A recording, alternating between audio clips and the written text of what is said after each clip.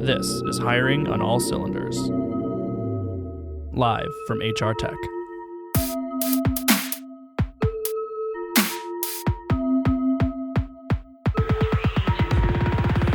Good morning, friends. Happy day 3 of HR Tech. We are off and running here in Chicago, Illinois. It is absolutely tipping rain outside, but it has not dampened our spirits here at Hiring on All Cylinders.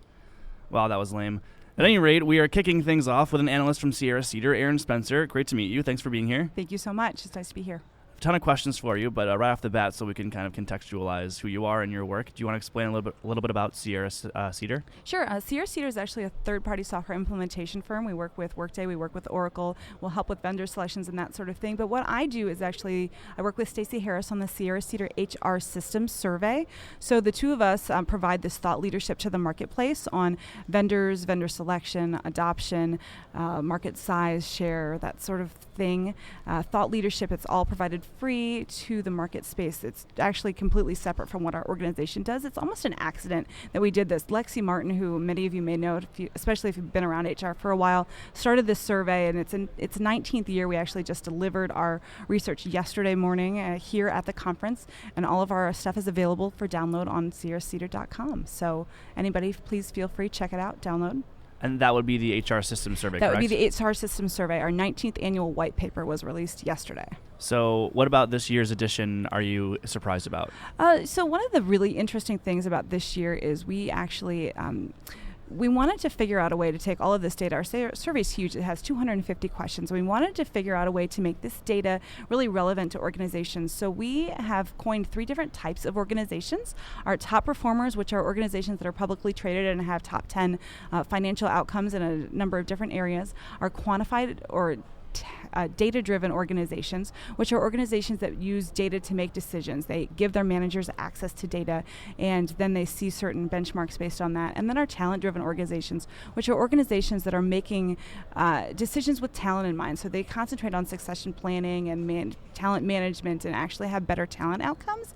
So we talk about those 3 areas in the report and how those organizations are doing things differently than their top performers, data-driven or talent-driven counterparts. So if you distinguish companies by those 3 factors, is it a pretty even split, or do some of them tend to be one or the other? Okay, so what's interesting is that no one who was a talent-driven or a data-driven organization was also a top performer. And okay. It's like, but organizations who are talent-driven and data-driven had higher return on equity than those who are not data-driven or talent-driven. Interesting. Now, keep in mind that the talent-driven and data-driven organizations aren't necessarily even in the mix to be top performers because they're not always publicly traded. Okay. And top performers have to be publicly traded because that's the only way we can independently verify those financial statistics. Gotcha. So you're sort of sorting by top performers and then figuring out what kind of systems you have in place and trying to draw parallels between those. Yeah, what are these guys doing differently? Do they have more cloud or less cloud? How are they approaching mobile? How are they approaching social? How are they approaching, talent management overall? And so there's a lot of information in the report. We have a lot of different data points, and we actually lay the 3 out next to each other. So there are graphs so you can see which one's higher in other places than the others. So do top performers and talent-driven and data-driven all outpace their non-whatever counterparts versus how do they compare to each other? So it's an interesting thing if you want to look at our research and then kind of decide for yourself, do you fit these criteria, and do you want to fit these criteria? Do you really want to give your people access? Do you want to spend more time on your talent management? But if you do, these are the results that we see from these organizations, and then this is where they fall in some other areas. So it's a neat part of our research. Yeah, absolutely. So how would someone use research like this? Would you go through it and try and figure out which of these organizations yours is most like, and then see how they're performing and what processes they have in place? You can look at best practices. The other thing that our research covers is we cover vendor adoption levels. So if you're interested in, say, HRMS or a payroll system, you can look at, we actually have we ask people who their vendors are and who they plan on having in 12 months. And so we show that in graphs. And so if you're a large organization, these are the organizations that large organizations tend to have.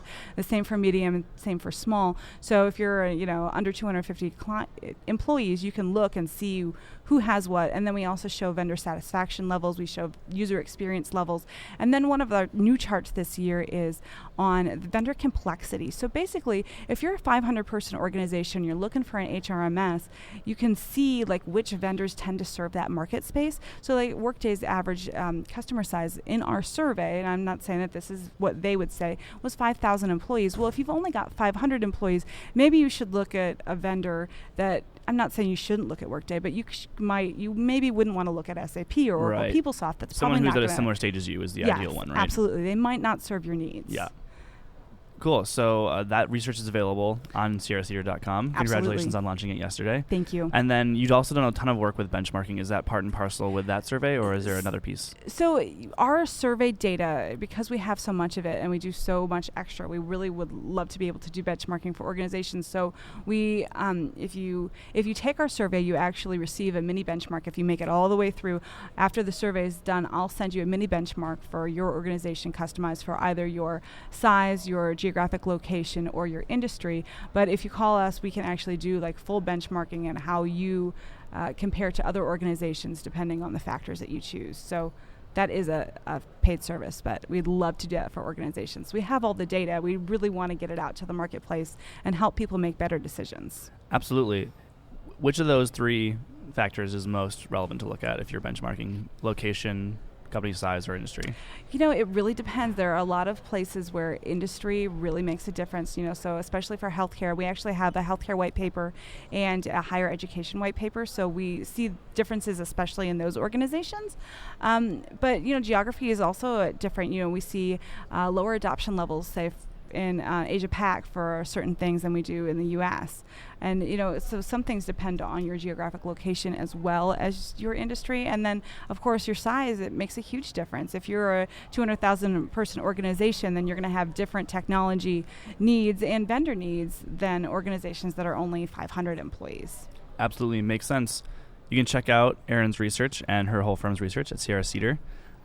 Since we're here at HR Tech, and I'm sure you've been in analyst briefings and CEO meetings for the last 48 hours, kind of curious to hear what you've been hearing about the space, anything surprising or what sort of conversations you've been having. I'm not going to say they're surprising things. What's interesting is that I've been focusing on talent acquisition vendors this time around, and a lot of the TA vendors I'm talking to are saying, recruiting is broken. Here, we're going to fix it. Right. And we're going to fix it by this new software add-on, whatever, on top of what you have already. So your ATS sucks, and we're going to add more to your ATS so that we can make it so much better.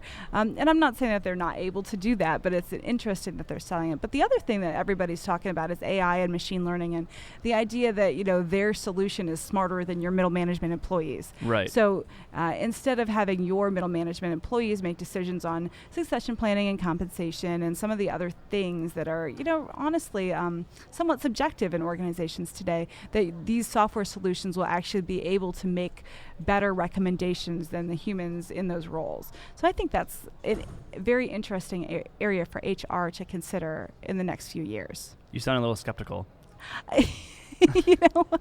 I'm enough of a fan of science fiction movies to go, do we really want to live in a world where the machines come alive? The Terminator, do we really want that? But, I think it really opens up a lot of new ideas, especially one of the areas that in our research that we asked about this year was social responsibility and how are organizations dealing with certain things like diversity and flexible schedules and overtime and contingent workers. And so all of these things that organizations say they want or say they have and they're not sure how to use.